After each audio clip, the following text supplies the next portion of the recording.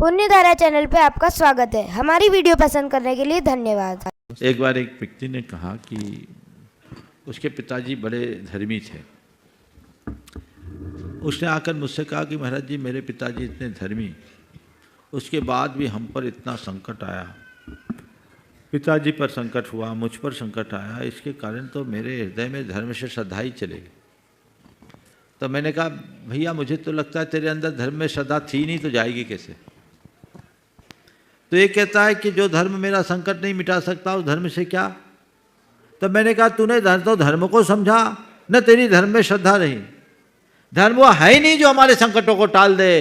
धर्म तो केवल वो है जो हमें संकटों में संभाल ले। धर्म हमें ताकत देता है, धर्म हमें सामर्थ्य देता है, धर्म हमें क्षमता प्रदान करता है संकटों का सामना करने की, बड़ी बड़ी विपदा को भी हंसते हंसते सह लेने की।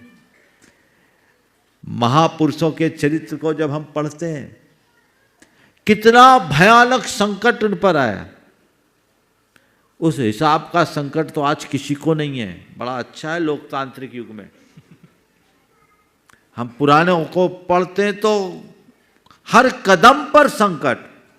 आज वैसा कुछ नहीं है, हजारों कानून है, हर तरह से तुम्हें प्रोटेक्शन है, फिर भी लोग विचलित हो जाते हैं। धर्मी पर संकट आते हैं, घबराना नहीं।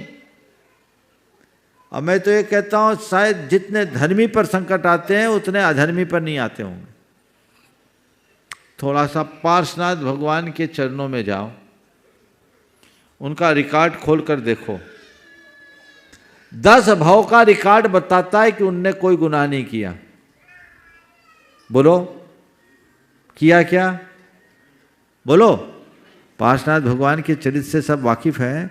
मरुभूति से लेकर पार्श्वनाथ तक 10 भवों में उनने कोई गुनाह नहीं किया, उनका कोई अपराध नहीं। फिर भी 10 भवों में उन्हें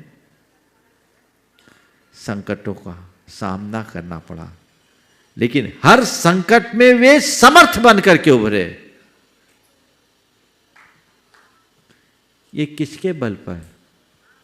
संकट धर्मी होने के उपरांत भी उन पर आए, लेकिन धर्मी होने का यह प्रमाण था कि हर संकट में वे सामर्थ्यवान बने। अगर वे धर्मी नहीं होते, उन संकटों से विचलित होते, टूट जाते। वे धर्मनिष्ठ थे, संकटों का समता से सामना किया, वे मजबूत हुए। मैं आप सबसे कहना चाहता हूं, मेरे ऊपर कोई संकट ना आए इस भ्रम में मत रहना। चक्रवर्ती भी नहीं बचे, तीर्थंकर भी नहीं बचे। 10 भव तो जाने दो, जब साक्षात तीर्थंकर हो गए पारसनाथ भगवान। 100 दिन तक कैसा भयानक उपसर्ग हुआ, बोलो हुआ? तुम्हारे जीवन में कभी ऐसी विपदा आई? इसका करोड़वां अंश भी नहीं होगा जैसा उन पर आया। पर उनने क्या किया? रोए, गिड़गिड़ाए, आरजू मिन्नत कुछ किए? क्या किया उनने? कहीं गए मेटो मेटो जी संकट हमारा? गए क्या? क्या हुआ? वे अपने में स्थिर हो गए, क्योंकि उनके हृदय में धर्म था, तत्व ज्ञान था। उन्हें पता था मुझ पर कोई संकट आ ही नहीं सकता। जब मुझे कोई छू ही नहीं सकता तो संकट कैसा? ये संकट तो ऊपर का है। जैसे और लोग देख रहे हैं वैसे मैं देख रहा हूं, मां देख रहा हूं, जान रहा हूं, मैं देह नहीं चेतन हूं। ये भेद विज्ञान की सामर्थ्य थी जिसने उनके हृदय की क्षमता को स्थिर कर दिया। वो टिके रहे। कितना अगाध धैर्य, कितना प्रगाढ़ शौर्य और पराक्रम उनका, जिसके बल पर वे अपनी क्षमता को टिकाए रखे। और जीत किसकी हुई? जीत किसकी हुई? पारसनाथ की कि कमठ की? बस यही तो प्रेरणा लेने की बात है। यदि इतनी सी प्रेरणा ले लो, जीवन निखर जाएगा। फिर ज्यादा कुछ कहने की जरूरत ही नहीं। महापुरुषों के चरित्र को पढ़ो। पुण्य पाप का खेल है, संसार में सबके साथ चलता है। और ये जो परिस्थितियां ऐसी बनती और बदलती है ना, जिससे जीवन निखरता है।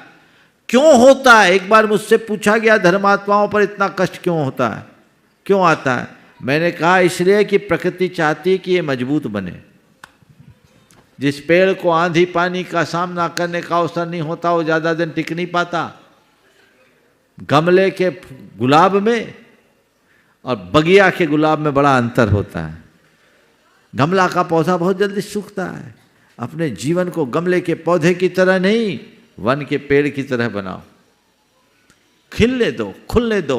प्रकृति तुम्हारे साथ ऐसा चाहती, तुम्हारी नियति तुम्हें मजबूत बनाने के लिए तुम्हारे सामने प्रतिकूल संयोग देती है, और अपनी धर्म निष्ठा के बल पर उनका सामना करोगे तो निखरोगे।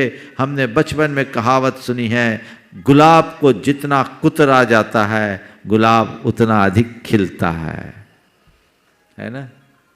हम जब राजस्थान में थे तो उधर सर्दियों में बिहार हुआ।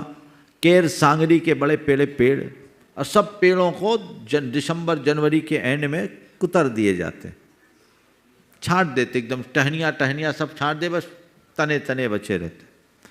मैंने लोगों से पूछा ऐसा क्यों करते हैं? बोले महाराज इसको जितना कुतरते हैं ना उतना ये बढ़ता है, और अभी इनमें थोड़े दिन बाद अप्रैल मई में केर सांगरी आएगी।